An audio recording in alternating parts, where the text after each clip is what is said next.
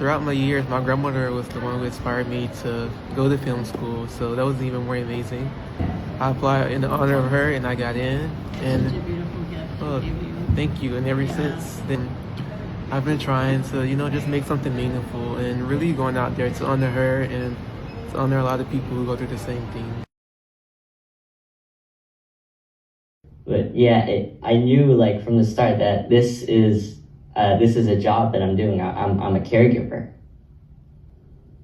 I remember being little, before everything felt heavy, before love meant holding more than you could carry. And somewhere along the way, I stopped being just a kid.